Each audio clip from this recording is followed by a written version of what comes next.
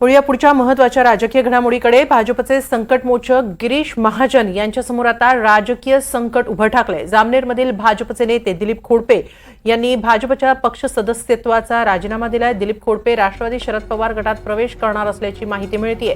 21 September रोजी शरद पवारांच्या उपस्थितीत दिलीप खोडपे राष्ट्रवादीत प्रवेश करू शकतात। गिरीश महाजनांच्या विरोधात दिलीप खोडपे यांना शरद पवार विधानसभेच्या रिंगणात उतरवण्याची शक्यता आहे। याबाबत अधिक माहिती घेऊया आमचे प्रतिनिधी मंगेश जोशी यांच्याकडून। मंगेश जोशी, दिलीप खोडपे यांचं कितपत आव्हान आहे गिरीश महाजनांना? गिरीश महाजनांच्या विरोधात दिलीप खोडपे यांना उतरवण्याची खेळी शरद पवारांकडून केली जाऊ शकते, त्यामुळे हा प्रश्न।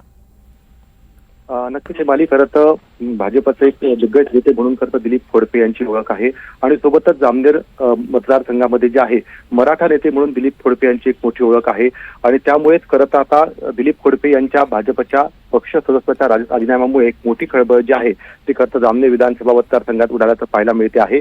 खरं तर दिलीप खोडपे जे आहे हे पक्षावरती नाराज असल्यामुळे त्यांनी हा राजीनामा दिला असून एकंदरीतच 21 तारखेला खरं तर शरद पवारांच्या उपस्थितीत दिलीप खोडपे हे राष्ट्रवादीमध्ये प्रवेश करणार आहेत आणि शरद पवार जे आहेत खरं तर दिलीप खोडपे यांना गिरीश महाजनांच्या विरोधात जामनेर विधानसभा मतदारसंघातून उमेदवारी देण्याची दाट शक्यता आहे आणि एक मोठं आव्हान जे आहे खरं तर गिरीश महाजन यांच्यासमोर दिलीप खोडपे यांच्या माध्यमातून उभं राहण्याची शक्यता आहे।